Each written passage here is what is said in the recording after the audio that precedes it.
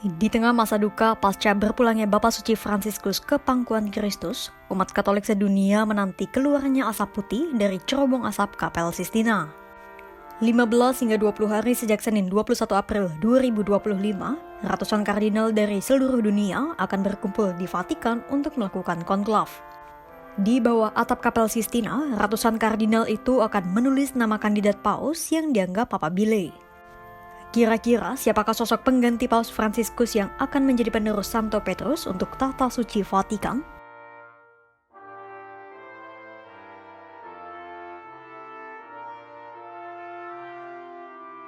Sejak kondisi kesehatan Paus Fransiskus terus menurun, pembicaraan soal penerusnya sudah berkembang di balik tembok Vatikan. Sejumlah nama-nama kardinal beraliran konservatif maupun progresif masuk ke dalam bursa paus. Meski demikian, perlu dipahami bahwa pemilihan paus tidak sama dengan pemilihan presiden, di mana para calon presiden dipilih secara terbuka, bahkan diiringi survei hingga hitung cepat. Secara tradisional, gereja meyakini paus adalah pilihan Allah yang terpilih melalui Roh Kudus. Meski dalam sejarah perjalanan gereja Katolik, tak sedikit paus di masa silam yang dianggap bertentangan dan dinilai tak dipilih oleh Roh Kudus. Itulah mengapa pandangan Paus Benediktus ke-16 tampaknya patut digarisbawahi. Paus Benediktus ke-16 menyebut Roh Kudus tidak benar-benar mengendalikan urusan pemilihan paus. Melainkan Roh Kudus bekerja dengan cara lain, layaknya seorang pendidik yang baik dan memberi ruang kepada para kardinal. Dan penentuan itu dilakukan melalui konklav. Konklav berasal dari bahasa Latin yang artinya ruang terkunci. Para kardinal dari seluruh dunia yang berusia di bawah 80 tahun akan berkumpul di Vatikan selama 15 hingga 20 hari sejak kekosongan tahta suci Vatikan atau sede vacante. Mereka kemudian dikumpulkan di ruang terkunci dan terputus dari komunikasi luar. Sebelum melakukan pemilihan, mereka melakukan misa terlebih dahulu. Lalu mereka melakukan pemungutan suara dengan menulis nama yang dianggap potensial sebagai paus dalam secari kertas. Kertas itu kemudian dibacakan dan ditusuk menggunakan benang merah untuk kemudian dibakar. Asap adalah satu-satunya alat komunikasi dengan dunia luar. Hitam berarti belum ada paus yang terpilih, sementara putih menandakan umat Katolik memiliki pemimpin baru.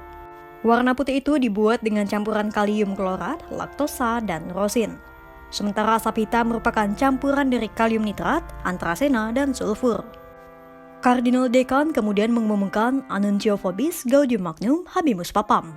Atau, saya umumkan kepada Anda kegembiraan yang luar biasa kita memiliki paus baru. Nah, dulu pemilihan paus bisa dilakukan berhari-hari. Bahkan sejarah mencatat konklav pernah berlangsung sampai 3 tahun pada tahun 1271. Akhirnya sejak 1831, aturan berubah dan konklav berlangsung tidak lebih dari 5 hari.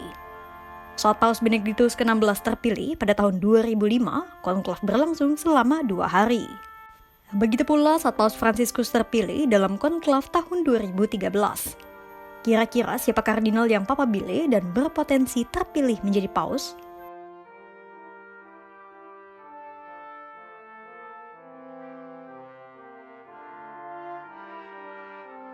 Nah, saat ini ada 252 kardinal di seluruh gereja Katolik Roma dan 135 di antaranya berstatus elektoral alias berhak memilih dan dipilih.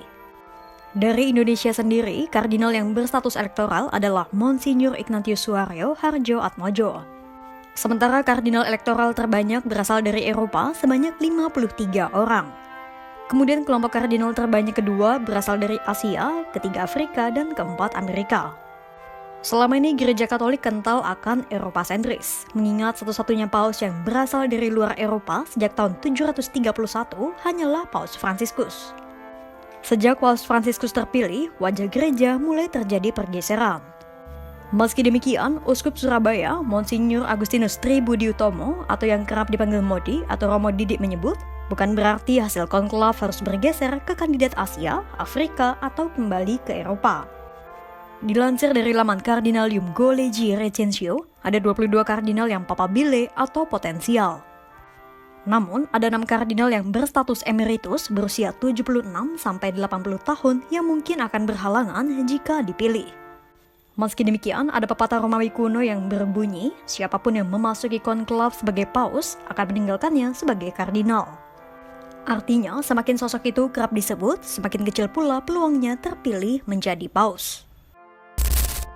Dalam relasi bilateral, kedudukan paus bisa dianggap setara dengan presiden. Meski demikian, sebagai pemimpin rohani umat Katolik sedunia, paus dianggap sebagai uskup gereja Roma, kepala dewan para uskup, wakil Kristus, penerus Santo Petrus, dan gembala gereja universal. Pemimpin tertinggi gereja Katolik ini memiliki kedudukan moral yang dihormati oleh negara-negara di dunia. Namun di balik itu semua, ada pula pernyataan yang menyebut bahwa posisi paus itu seperti martir. Anggapan itu kerap muncul dalam refleksi atau renungan para pemimpin gereja dan teolog. Paus Benediktus ke-16 dalam tulisannya menyebut, salib yang ditanggung paus begitu besar, maka tak ada seorang pun yang benar-benar menginginkan jabatan itu. Paus Fransiskus dalam beberapa kesempatan pun menyebut bahwa paus adalah hamba para hamba Tuhan atau servus servorum Dei. Artinya, paus harus siap memimpin dengan kerendahan hati dan bahkan menderita demi gereja. Siapakah sosok yang kelak akan menjadi pelayan umat Katolik berikutnya?